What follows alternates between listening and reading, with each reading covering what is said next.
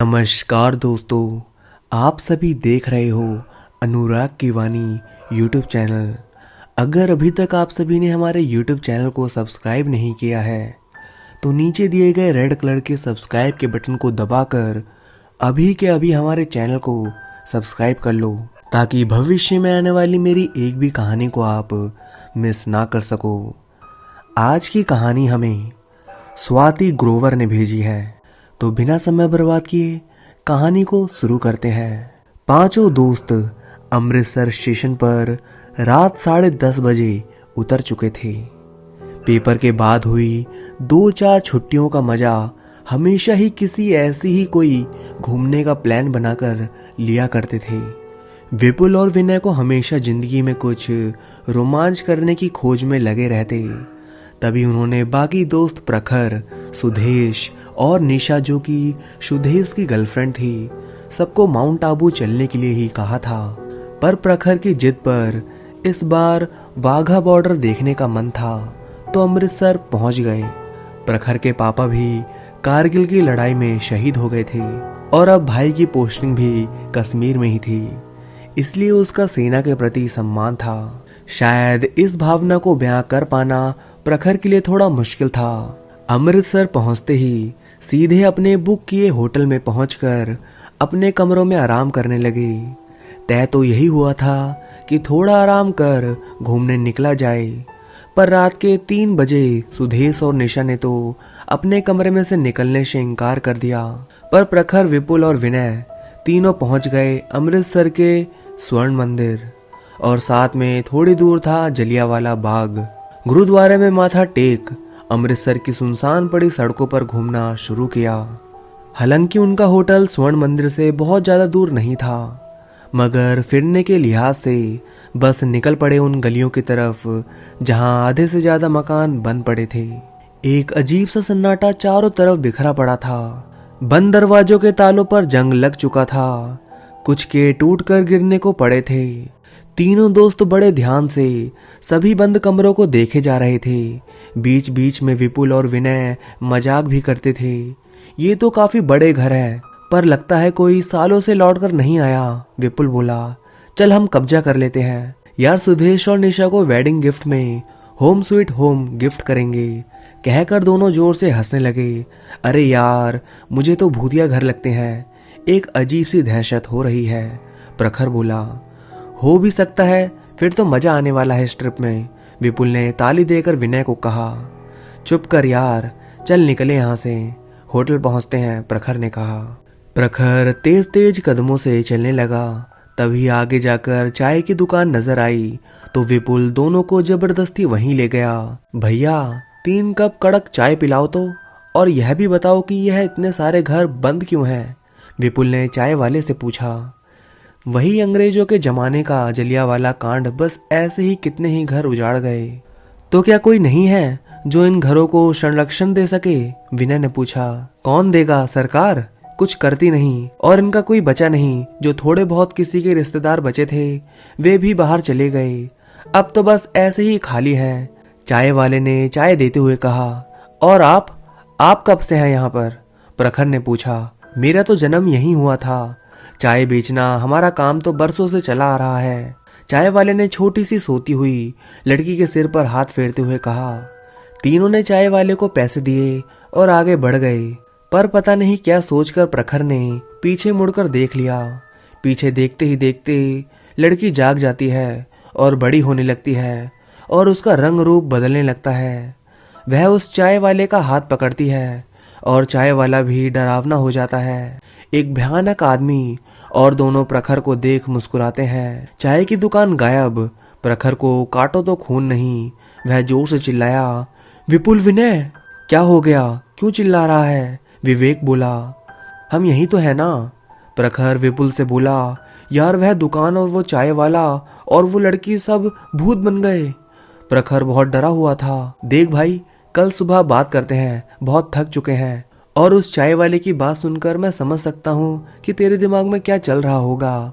जो भी है, होटल चलते हैं, आराम करते हैं। विपुल ने प्रखर को होटल के अंदर खींचते हुए कहा। तीनों होटल के कमरे में पहुंचे, अपने कपड़े बदले और बिस्तर पर पड़ गए। पर प्रखर बेचैनी से खिड़की से बाहर देख रहा था। उसकी आंखों में नींद नहीं थी, पर फिर भी थकावट इतनी थी कि वो ज्यादा देर जागने का संघर्ष नहीं कर सका और सो गया। सुबह के 10 बजे पांचों होटल से रवाना हुए और रास्ते में विनय कल रात की बात सुदेश और निशा को बताता जा रहा था। सब उसका मजाक भी उड़ा रहे थे, पर प्रखर का ध्यान उस दुकान पर ही था जो कल रात दिखी थी। यह तो बंद पड़ी है, निशा ने कहा। हाँ बंद तो है, चलो किसी से पूछते हैं, प्रखर ने कहा। सामने कुल्फी रेडी वाले से पूछा तो उसने कहा दिन में तो बंद ही रहती है, पर 6 बजे के बाद कोई खोलता हो तो पता नहीं, क्योंकि मैं तभी तक यहाँ होता हूँ। सब यह सुनकर आगे बढ़ गए और प्रखर को भी लग गया शायद मन का कोई वहम हो। अब सब फिर गुरुद्वारा में माथा टेक जलियांवाला बाग देखने पहुंच गए। चारों तरफ शांति और देशभक्ति का प्रतीक यह बाग और उधम सिंह की मूर्ति सबके मन में साहस और श्रद्धा की भावना को मजबूत कर रही थी। जहां सुदेश और निशा सेल्फी खींचने में लगे थे, वहीं प्रखर को वही लड़की और चाय वाला दिखाई दिए तो उसने चारों को बताया। सब उन दोनों के पास पहुंचे। भैया आप यहाँ पहचाना? कल रात हम चाय पीने आए थे, आप यहाँ क्या कर रहे हो? विपुल ने पूछा। हम तो यहाँ आते रहते हैं, हमारे सारे अपने यहीं तो रहते हैं, रात को चाय का काम, चाय वाले ने अजीब और बेहद दर्द भरी आवाज में कहा। वो छोटी लड़की ने चाय वाले का हाथ पकड़ा हुआ था। आप हमारे साथ फोटो खिंचवाएंगे? निशा ने कहा और प्रखर सबकी फोटो खींचने लगा। प्रखर ने फोटो खींचते वक्त यह महसूस किया कि कैमरे में वह लड़की बड़ी नजर आती है। वह डर गया और कैमरा निशा को दे दिया। निशा ने सेल्फी खींची और वह चाय वाले को थैंक यू बोल बाग से बाहर आ गए। निशा ने सारा दिन शॉपिंग की, फिर शाम को सारे दोस्त वाघा बॉर्डर पहुंचे। देश की सेना को देख प्रखर को अपने पिता की याद आई। सभी दोस्तों ने उसे गले लगाया और भारत माता की जय और वंदे मातरम के नारे लगते हुए सभी एक ढाबे में खाना खा रहे थे। रात हुई और घूमते फिरते पता ही नहीं चला कि कब वक्त गुजर गया और रात के 12 बज गए। जब होटल पहुंचे तो होटल के मालिक ने कहा कि आप सभी को रूम खाली करना पड़ेगा, क्योंकि पुलिस आई थी, उनके कुछ लोग यहाँ पर ठहरना चाहते हैं। हमारी भी मजबूरी है, आप अपने आधे पैसे वापस लेकर रूम खाली कर दीजिए। असुविधा के लिए माफी चाहता हूँ। यह कहकर होटल के मालिक ने सभी को कमरे का सामान खाली करने के लिए कह दिया। यार हम इतनी रात को कहाँ जाएंगे? निशा ने कहा। जाना कहाँ है, मिल जाएगा कुछ, पहले यहाँ से बाहर तो निकलें। सुदेश ने कहा। रात के 1 बज रहे हैं, कहाँ जाएंगे? निशा फिर परेशान होकर बोली। इसी का नाम तो रोमांच है। विनय विपुल को गले लगाकर बोला। विपुल गाना गाते हुए जा ही रहा था। रात बाकी बात बाकी होना है क्या। तभी सभी को चाय वाले की दुकान नजर आई। अरे वह देखो चाय वाला और उसकी दुकान, वहां चलते हैं, फिर देखते हैं कहाँ चलना है। सभी चाय की दुकान पहुंचे। भैया 5 कप कड़क चाय तो देना, विपुल बोला। वहीं छोटी लड़की भी खड़ी सबको देख रही थी, पर प्रखर को उसकी आंखें घूमती हुई नजर आई। उसने एकदम ध्यान हटा लिया। भैया कोई होटल मिल जाएगा? हमको मजबूरी में अपना होटल खाली करना पड़ा है, विनय ने कहा। चलना है तो हमारे घर चलो, वहां रात गुजार लेना, चाय वाले ने ये चाय देते हुए कहा। सभी दोस्त मान गए, पर प्रखर ने जाने से साफ इनकार कर दिया। उसका दिल गवाही नहीं दे रहा था कि वो वहां कोई रात गुजारे। सबने उसे समझाया, यार प्रखर रात की तो बात है, फिर सुबह कहीं और निकल लेंगे। विपुल ने कहा। मुझे पहले से ही कुछ गड़बड़ लग रही है, मैं नहीं जा सकता, तुम्हें जाना है तो जाओ। प्रखर गुस्से से बोला। देख इनके घर जाकर तेरे मन का वहम भी दूर हो जाएगा और हमारी रात भी आसानी से कट जाएगी। सुदेश ने भी यही कहा। हाँ जिद ना करो प्रखर, शॉपिंग करके मैं बहुत थक गई हूँ, निशा ने भी यही कहा। ना चाहते हुए भी प्रखर मान गया। सबके सब चाय वाले और उसकी छोटी सी लड़की के साथ चल दिए। रास्ते में मुकुल ने चाय वाले से उसके घर और उसकी छोटी बच्ची के बारे में पूछा, और जैसे ही उसने यह बताया कि यह लड़की उसकी बहन है और उसका घर जलियांवाला बाग के पीछे है, तो एक पल के लिए सभी थोड़ा घबरा गए। फिर विपुल ने पूछा, वहां तो ज्यादातर घर बंद पड़े हैं ना भैया? नहीं, हमारा घर तो खुला है, हम तो बंसी चाय वाले के नाम से यहाँ मशहूर थे। चाय वाले ने उत्तर दिया। यह कहते ही लड़की की बदलती आंखों का रंग इस बार सुदेश ने भी देख लिया और प्रखर तो पहले ही डर के मारे पीछे चल रहा था। जैसे जैसे वह उसकी गली की तरफ बढ़ रहे थे वैसे वैसे ही अंधेरा खौफनाक होता जा रहा था। निशा को लगा कि उसके और सुदेश के साथ कोई और भी चल रहा था। सभी बंद पड़े मकान के ताले खुलते हुए से नजर आए। फिर उसने अचानक मुंह फेरा तो सब गायब। निशा थोड़ा डर गई और सुदेश का हाथ कसकर पकड़ लिया। तभी सुदेश ने पूछा, क्या हुआ? कुछ नहीं, शायद थक गई हूँ, निशा ने अनमने ढंग से कहा। बस अभी पहुंचने ही वाले हैं, फिर आप सब आराम ही आराम कर लेना। यह कहते हुए चाय वाले के चेहरे पर एक डरावनी हंसी और टेढ़े मेढ़े दांत को प्रखर ही देख पा रहा था। वहीं विपुल और विनय सभी घरों को गौर से देख उनकी फोटो खींचते जा रहे थे। तभी एक बड़े 100-200 गज के मकान के सामने आकर वह रुक गए। दरवाजा खुलता गया। अंदर अंधेरा था। लाइट नहीं आती क्या? विपुल ने पूछा। अभी बत्ती चल जाएगी। तभी घर के 2-3 बल्ब खुद ही जल गए और आज वहां एक औरत भी नजर आई और कहने लगी, बंसी आ गए तुम? हाँ आ गया, कुछ मेहमान भी लाया हूँ, बंसी ने कहा। औरत का मुंह ढका हुआ था। लाल रंग का घूंघट अंधेरे में और भी ज्यादा चमक रहा था। किसी को भी उसका चेहरा नजर नहीं आया। मगर अब औरत की नजर उन पर पड़ी तो अचानक प्रखर को उसके दांत बाहर और बिल्कुल उसका चेहरा काला नीला और पीला नजर आया। वह तो एकदम डर ही गया। तभी बंसी ने कहा, भाग्यवंती, इनको जरा ऊपर वाला कमरा तो दिखाओ, आज की रात यह यहीं रहेंगे। सभी उस औरत के पीछे सीढ़ियों पर चलने लगे। एक विचित्र सा खौफ मानो ऐसा लग रहा था कि जैसे सीढ़ियों पर कोई और नहीं, अनेक लोग खड़े हों। अनेक लोगों का खड़ा होना सिर्फ निशा और प्रखर को महसूस हुआ। मगर जैसे ही वह कुछ बोलते तब कमरा आ चुका था और वह औरत वहां से जा चुकी थी। कमरा पुराने समय के हिसाब से बना हुआ था। दीवारों का पेंट उखड़ा हुआ था। एक हल्की हल्की सी दुर्गंध भी आ रही थी और एक हल्का सा चांदनी सा बल्ब भी जगमगा रहा था। तभी प्रखर बोला, मैं अभी भी कह रहा हूँ कहीं और चलो, यह जगह बिल्कुल भी ठीक नहीं लग रही। यह ना हो जाए कि पता चले कि हम आए तो घूमने हैं और यहाँ किसी भूतिया में फंसकर भूल भुलैया ही बन जाएं। मुझे भी कुछ अजीब सा डर लग रहा है सुदेश।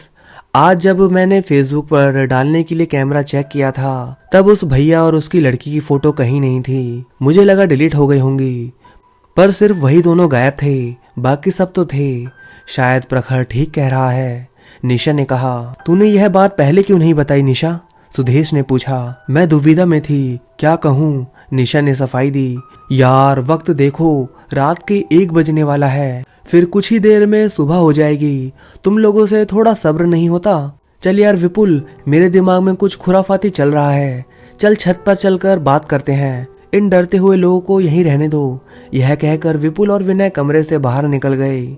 चलो निशा, थोड़ा सो लेते हैं, बहुत थक चुके हैं। यह कहकर सुदेश कमरे में ही बिछी चारपाई पर लेट गया। निशा भी वहीं उसके पास बैठ गई और प्रखर जमीन पर बैठ गया। थोड़ी देर में सुदेश और निशा तो सो गए, पर प्रखर की आंखों में कहीं भी नींद का नामो निशान नहीं था।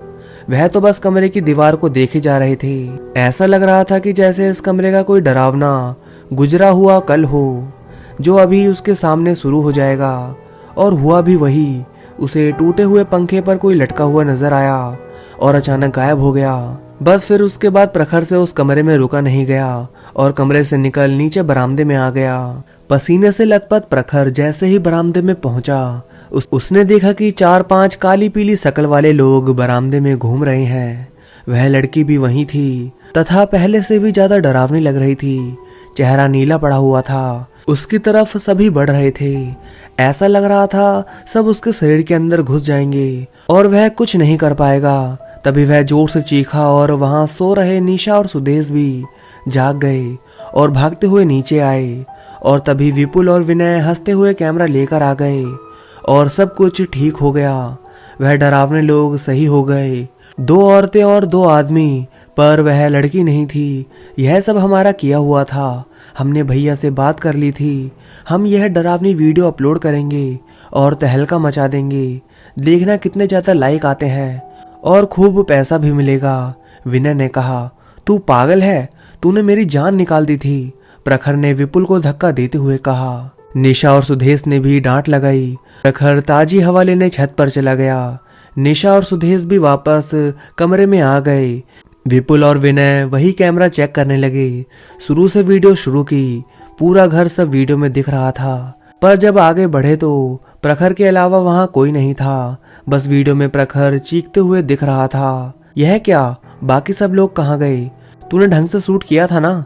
विपुल ने पूछा। हाँ यार, सब सही चल रहा था, पता नहीं क्या हुआ।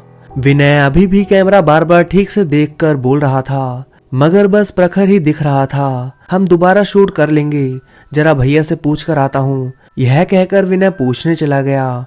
ढूंढे ढूंढे एक कमरे में पहुंच गया। उस कमरे में पहले से ही कोई पीठ कर खड़ा था। घुसते ही विनय ने बोलना शुरू किया, भैया क्या फिर से वही लोग आ जाएंगे? हमारा ठीक से शूट नहीं हुआ है। उस आदमी ने कुछ नहीं कहा। विनय उसके पास चला गया, उसका कंधा पकड़ फिर बोला, भैया। यह सुनते ही उसने पीछे मुड़कर देखा तो विनय को तो काटो तो खून नहीं, उसकी दोनों आंखें नहीं थी, चेहरा काला पड़ा हुआ था। एक भद्दी और मोटी सी आवाज में बोला, हाँ आ जाएंगे, बताओ कब बुलाना है। यह कहकर उसने विनय की गर्दन पकड़ ली और विनय की आंखें बाहर आ गई। जब काफी देर तक विनय नहीं पहुंचा तो वह उसे ढूंढने जाने के लिए हुआ था। तभी विनय आ गया। तू ठीक है? कहाँ रह गया था?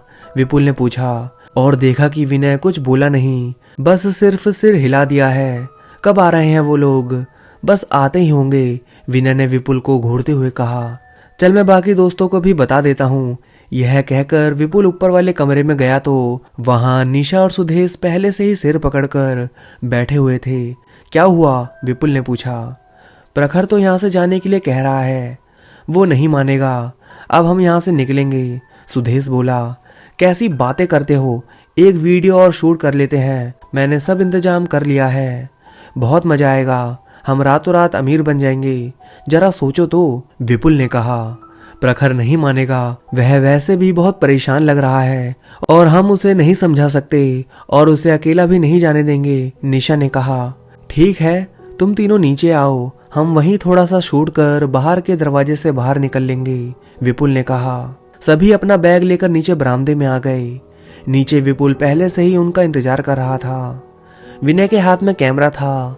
तभी विपुल ने एकदम से शुरू करना कहा तो सबकी सब डरावनी शक्लें उनकी तरफ बढ़ने लगी और पूरा कमरा भूतों के हुजूम से भर गया हो जैसे। प्रखर, निशा और सुदेश जोर से चिल्लाए और भागने लगे।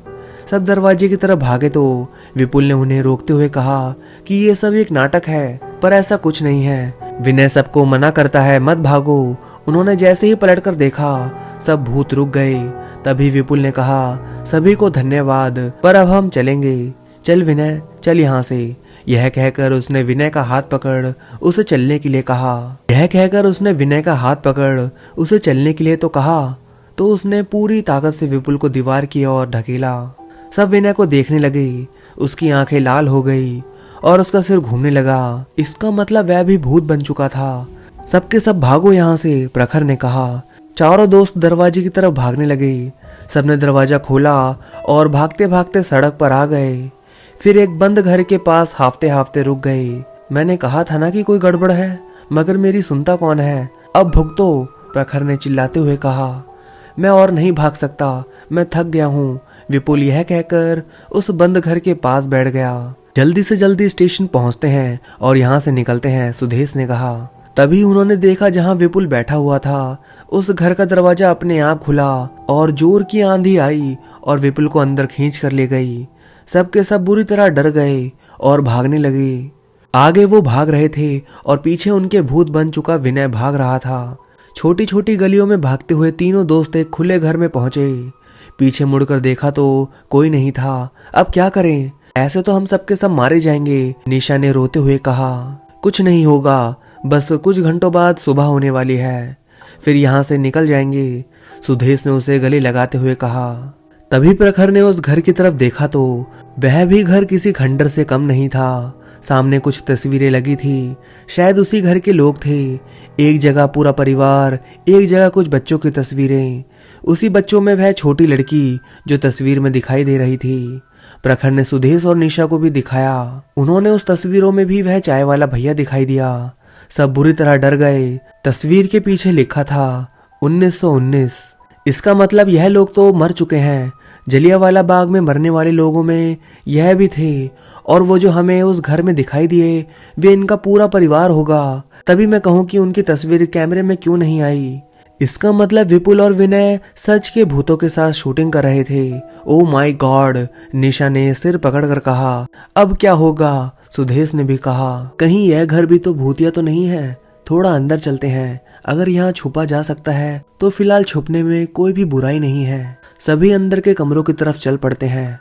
प्रखर और सुदेश अपने अपने फोन की लाइट जलाकर अंधेरे में चलने की कोशिश करते हैं। जैसे ही एक बंद कमरे का दरवाजा खोलते हैं तो अंदर देखते हैं कि चारपाई पर एक आदमी लेटा हुआ होता है। उन्हें देखते ही वह जाग जाता है। उन तीनों को लगता है शायद यह आदमी कोई भूत हो, इसलिए जब वो भागने लगते हैं तब वो उन्हें रोक लेता है और उनसे उनकी कहानी पूछता है। जब उन्हें बताते हैं कि उनके साथ अब तक क्या क्या हो चुका है। हाँ, यह सही है कि मैंने भी सुना था कि जलियांवाला बाग में मरे हुए लोगों की रूहें यहाँ आती हैं, पर तुम जिनकी बात बता रहे थे वो भाई बहन तो उस बाग में नहीं मरे, पर यहाँ पर बहुत सालों पहले चोरी हुई थी। उन चोरों ने ही उन्हें बेरहमी से मार डाला था। वे तो उस दिन बाग में नहीं गए, अपितु वे तो दोनों ही बच चुके थे, मगर एक रात की डकैती ने उन दोनों की जान ले ली। वो बेचारा तो अपनी चाय बेचता था, नाम था उसका बंसी चाय वाला। बस जब वो मर गए तो सबको मारना शुरू कर दिया। उन चोरों डाकुओं को भी वे मार चुके हैं और सब के सब इन्हीं बंद तालों में भटकते रहते हैं। और जब तुम जैसे नासमझ लोग उन्हें मिल जाते हैं तो तुम्हारे जैसों का भी शिकार हो जाता है। उस आदमी ने बड़े ही इत्मीनान से सारी कहानी सुनाई। आप यहाँ क्या कर रहे हैं? प्रखर ने पूछा। मैं तो चोर हूँ, आज यहाँ आ गया था, उस आदमी ने कहा। अब यहाँ से कैसे निकला जाए? निशा घबरा कर बोली। तभी उसके सामने की खिड़की अपने आप खुलने लगी और तो और वहां से भी कोई साया आया और एक ऐसी डरावनी शक्ल में परिवर्तित हो गया और अपना हाथ लंबा कर निशा की तरफ बढ़ने लगा। और जैसे ही उसका हाथ निशा के गले तक पहुंचा वो सब फिर से कमरे से निकल भागे। उनके साथ वो आदमी भी था। इस बार घर के दरवाजे बंद हो गए और वो एक कमरे से दूसरे कमरे की तरफ भागने लगे, मगर हर तरफ वो काला साया उनका पीछा कर रहा था। पर तभी देखा कि एक कमरे में विपुल खड़ा है और उसकी आंखें चमक रही हैं। यार तू ठीक है ना? सुदेश ने पूछा। हाँ ठीक हूँ, पर हम सब मारे जाएंगे, चलो सब किसी सुरक्षित जगह पर चलते हैं, विपुल ने भारी सी आवाज में कहा। कहाँ? और तुम तो कह रहे हो कि हम सब मारे जाएंगे, प्रखर ने पूछा। अगर तुम मेरे साथ नहीं चले तो जरूर मारे जाओगे। सब के सब विपुल के पीछे पीछे चलने लगते हैं। अब उस मकान का दरवाजा खुल चुका है। वह अपने उन तीनों दोस्त और उस आदमी को लेकर एक और बंद ताले वाले मकान की तरफ ले जाता है। जैसे ही विपुल की नजरें उस ताले को देखती है वह ताला टूट जाता है। यह ताला कैसे टूटा? सुदेश के इतना बोलते ही विपुल का हाथ बड़ा होकर सुदेश की तरफ बढ़ने लगता है। सब फिर भागते हैं। निशा का थकान से बुरा हाल है। मुझे लगता है यहाँ से भागना फिजूल है, सब जगह वही भूत प्रेत और आत्माएं हैं, आदमी ने कहा। हमें तो किसी तरह स्टेशन पहुंचना है, बस ताकि हम जल्द से जल्द यहाँ से निकलें, प्रखर ने कहा। तुम्हें स्टेशन मैं पहुंचा दूंगा, आदमी ने कहा। आप कैसे पहुंचाएंगे? आपको रास्ता पता है जहां हमें फिर ऐसा खतरा नहीं मिलेगा? सुदेश ने अपने मन का सवाल पूछा था। तुम जाना चाहते हो तो मेरे पीछे पीछे चलो, वरना तुम्हारी मर्जी, मैं तो यहाँ से निकल ही जाऊंगा। यह कहकर आदमी आगे आगे चलने लगा। तीनों दोस्त रुककर सोचने लगे, जिस पर भरोसा कर रहे हैं वे सब धोखा दे रहे हैं, सब हमें मारने में लगे हुए हैं। ऐसे में अब इस चोर आदमी पर भरोसा करना ठीक है क्या? निशा ने कहा। और अब हम कर भी क्या सकते हैं निशा? कोई और रास्ता भी तो नहीं है, हो सकता है यह हमारी मदद ही कर दे, सुदेश ने कहा। मेरा दिमाग तो काम नहीं कर रहा है। विपुल और विनय मर कर भूत बन चुके हैं, अब हमारा क्या होगा? प्रखर ने कहा। देखो यहाँ इस सुनसान में खड़े रहना ठीक नहीं है, उसी आदमी के पीछे चलते हैं। यह कहकर सुदेश निशा का हाथ पकड़ और प्रखर को भी खींच उसी दिशा की तरफ भागने लगता है जहां वो आदमी जा रहा था। सुनो सुनो, हम भी पीछे आ रहे हैं, तीनों यह कहते हुए उसके पीछे चलने लगते हैं। अब सब के सब गलियों से निकलकर बाहर की तरफ आने लगते हैं, मगर रास्ता सुनसान है। झाड़ियां और पेड़ शुरू हो चुके हैं। झाड़ियों में रेंगते हुए कीड़े नजर आने लगते हैं, जिन्हें देखकर ऐसा लग रहा था कि यह भी कोई जहरीला सांप बनकर डसने लग जाएंगे। हम कहाँ जा रहे हैं? प्रखर ने पूछा। तुम्हें स्टेशन पहुंचने से मतलब होना चाहिए, आदमी ने बड़ी रुखाई से कहा। एक बात बताओ, उन दोनों भाई बहन को मरे हुए कितना समय हो चुका है? क्योंकि आपने ही कहा था कि वो लोग उस जलियांवाला बाग के कांड में नहीं मरे थे, प्रखर ने पूछा। उनके मरने के 5 साल बाद, आदमी ने कहा। फिर वो चोर कब मरे जिन्होंने उन्हें मारा था? कोई 2 साल बाद, आदमी बोलते हुए लगातार आगे बढ़ता जा रहा था। तभी प्रखर का गला सूखने लगा। आपको यह कहानी यहाँ के लोगों ने सुनाई होगी, प्रखर ने एक बार अपनी आवाज को फिर संभाल कर बोला। कहानी सुनाने के लिए कोई जिंदा नहीं रहा। फिर आपको कैसे पता? अब की बार निशा ने पूछा। मैं वही चोर हूँ जिसने उन भाई बहनों को मारा और उन्होंने मुझे। यह कहकर उसने पीछे मुड़कर देखा। उसका जला हुआ चेहरा, आंखें बड़ी बड़ी, मुंह से आग निकलने लगी। वह जोर से दहाड़ा। पसीने और डर से लथपथ वह तीनों जोर से चिल्लाए। आवाज कहीं हलक में अटक कर रह गई और प्रखर बोला, भागो निशा और सुदेश, कहीं भी भागो। सब उल्टी दिशा की तरफ भागने लगे। जहां जहां वो भागते जा रहे थे, वहीं नीचे जमीन से सड़े गले हाथ निकलते जा रहे थे। एक हाथ ने निशा का पैर पकड़ लिया। वह जोर से चिल्लाई तो सुदेश ने अपने पैर से मारना शुरू कर दिया। फिर अपने बैग से कोई धारदार चीज निकाल उसे पैर में चुभो दिया। तभी पैर छूट गया और फिर दोनों भागने लगे। तभी वही डरावनी शक्लों ने प्रखर को घेर लिया। तभी वो वही चोर डरावना आदमी था। उसने प्रखर के सामने आकर कहा कि तुम्हें तो कोई तुम्हारा अपना नहीं बचा सकता है, और प्रखर की तरफ जहरीला सांप फेंक दिया, जिसका मुंह उसके फन से भी ज्यादा बड़ा था। तभी प्रखर के पास सुदेश और निशा पहुंच गए और उन्होंने जलती हुई माचिस की तिल्ली को सांप के ऊपर फेंक दिया। भाग प्रखर, सुदेश ने कहा। फिर तीनों भागने लगे और भागते भागते निशा का पैर फंस गया और वो अचानक से गिर गई। अरे जल्दी चलो, प्रखर ने कहा। सब तेरी वजह से हुआ है। तुझे ही अमृतसर आने की पड़ी थी, और तो और बाघा बॉर्डर देखने के लिए मरा जा रहा था। अब सचमुच ही मौत हमारे पीछे पड़ गई। अच्छा खासा हमारा प्लान पहाड़ों की वादियों में घूमने फिरने का बन रहा था, वहीं चले जाते। अब तू मर, हम क्यों मरे? अब कह रहा है जल्दी चलो, सुदेश ने निशा को उठाते हुए कहा। मेरी वजह से? मैंने कहा था कि उन बनतालों के घरों में जाओ, और तो और विपुल और विनय को भी मैंने नहीं कहा था कि भूतों के साथ मिलकर कोई खेल खेलो, प्रखर ने भी लगभग चीखते हुए कहा। तुम दोनों लड़ क्यों रहे हो? हमें अपनी जान के बारे में सोचना है, ना कि उसके बारे में जो गुजर गया, निशा ने दोनों को समझाते हुए कहा। अब तीनों लगे भागने। अब स्टेशन ज्यादा दूर नहीं रहा। बस स्टेशन पर पहुंचने ही वाले थे कि अचानक से जोर से हवा आई और निशा गायब हो गई। वहीं झाड़ियों की सरसराहट ने निशा को ले जाने का अनुमान दे दिया। निशा कहाँ गई? निशा! दोनों सुदेश और प्रखर जोर से चिल्लाने लगे, मगर कहीं कुछ नजर नहीं आया। इसका मतलब निशा हमेशा हमेशा के लिए हमें छोड़कर चली गई, सुदेश ने लगभग रोते हुए कहा। कैसी बात कर रहे हो? जरूरी है जो विपुल और विनय के साथ हुआ वो निशा के साथ भी हो सकता है वह रास्ता भटक गई हो। प्रखर ने सुदेश का कंधा पकड़ उसे संभालते हुए कहा। आखिर सब खत्म हो गया। तूने महसूस नहीं किया कि वो भूत निशा को उठाकर ले गए हैं? यह कहकर उसने गुस्से में एक और जोर का घूंसा प्रखर के मुंह पर दे मारा। अब हम कहीं के नहीं रहेंगे। बस सुदेश यही कहे जा रहा था और प्रखर को मारे जा रहा था।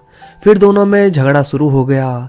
लगे एक दूसरे को मारने। सुदेश के सिर पर खून सवार हो रहा था। तभी एक जोर का घूंसा सुदेश और प्रखर के मुंह पर लगा और वो दोनों दूर जा गिरे। उनके सामने विपुल और विनय भूत बन सामने खड़े थे।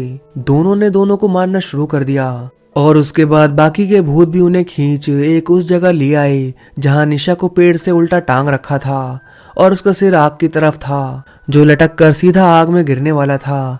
निशा जोर से चिल्ला रही थी और बार बार एक ही बात कह रही थी, कोई बचाओ मुझे। प्रखर और सुदेश को जख्मी हालत में देख निशा ने और भी जोर से चिल्लाना शुरू कर दिया। सुदेश, प्रखर बचाओ मुझे, निशा ने कहा। तुम दोनों ने हमें बहुत परेशान किया है, बहुत भगाया। अब हम तुम्हें तड़पा तड़पा कर मारेंगे, भूत बने विपुल और विनय ने कहा। भाई मेरी निशा और मुझे छोड़ दे और इस प्रखर की जान ले ले, सुदेश ने हाथ जोड़ते हुए कहा। ये क्या कह रहा है तू साले? प्रखर ने सुदेश से कहा। बिल्कुल ठीक कह रहा हूँ, तेरे खानदान में तो वैसे भी मरने की बड़ी हिम्मत है। तभी उस लड़की बनी भूत ने कहा, सब मरेंगे। हमारा पूरा खानदान भी जलियांवाला बाग में मारा गया था, सब मरेंगे। तभी उस प्रेत भूतनी का मुंह बड़ा हो गया और उसका हाथ इतना लंबा हो गया कि निशा की गर्दन तक पहुंच गया।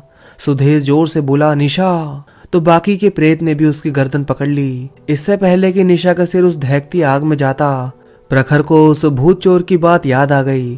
तुम्हें कोई तुम्हारा अपना ही बचा सकता है। तभी प्रखर ने अपने माता पिता को याद किया और अचानक इतनी तेज रोशनी हो गई कि उस लड़की भूत का हाथ निशा की गर्दन को तोड़ नहीं पाया। सामने देखा तो उसके पिता की आत्मा खड़ी थी। सभी भूतों ने प्रखर के पिता की आत्मा पर हमला करना शुरू किया। फिर और भी कई आत्माएं आ गई। तभी उस लड़की भूतनी को अपना परिवार और सारा पड़ोस जो उस जलियांवाला कांड में मर चुके थे नजर आने लगे। तभी वो लड़की का भूत और बंसी की आत्मा शांत हुए और निशा पेड़ से नीचे गिर गई। भागो बेटा, स्टेशन पहुंचो, बस पीछे मुड़कर मत देखना, उसके पिता की आत्मा ने कहा। तीनों भागकर स्टेशन पहुंचे और दिल्ली वाली गाड़ी में चढ़ गए। भीड़ होने के कारण दरवाजे पर ही खड़े हो गए। सुदेश ने निशा को गले लगा लिया। शुक्र है हम बच गए, सुदेश ने कहा। आज प्रखर के पापा और उनकी सभी नेक रूहों ने बचा लिया। निशा ने प्रखर को देखते हुए कहा, हाँ, देश के लिए मरने वाले शहीद क्यों कहलाते हैं, आज समझ आया, क्योंकि वह अमर हो जाते हैं और वो किसी से बदला नहीं ले सकते। यह कहते हुए प्रखर की आंखों में आंसू आ गए। अब यह नाटक बंद कर, बस यह हमारा आखिरी ट्रिप था। अब कहीं जाना होगा तो मैं और निशा खुद देख लेंगे, बस अब दिल्ली पहुंच जाएं, सुदेश ने प्रखर को घूरते हुए कहा। गाड़ी अपनी गति से आगे बढ़ रही थी और सुदेश पागलों की तरह निशा को गले लगाते हुए हम बच गए कहने लगा। तीनों दोस्तों के चेहरे पर मुस्कान आई थी कि ट्रेन के दरवाजे से किसी ने सुदेश को जोर से खींचा। निशा जोर से चिल्लाई, सुदेश। दोनों ने देखा कि सारे भूत सामने दूर खड़े थे और सुदेश की गर्दन कट चुकी थी और उनके हाथ में थी। निशा ने ना कुछ सोचा, बस चलती गाड़ी से कूद गई और उसी दिशा में भागने लगी और अंधेरे में गायब हो गई। प्रखर ने रोकना चाहा पर देर हो गई। गाड़ी अमृतसर स्टेशन छोड़ चुकी थी और सुदेश के शब्द आखिरी ट्रिप उसके कानों में गूंज रहे थे। तो दोस्तों, कहानी आपको कैसी लगी? अगर आपको कहानी अच्छी लगी हो तो इस वीडियो को लाइक करिए और कमेंट करके बताइए आपको कहानी कैसी लगी। तो अब मैं आप सभी से मिलता हूँ नेक्स्ट वीडियो में। तब तक के लिए धन्यवाद दोस्तों।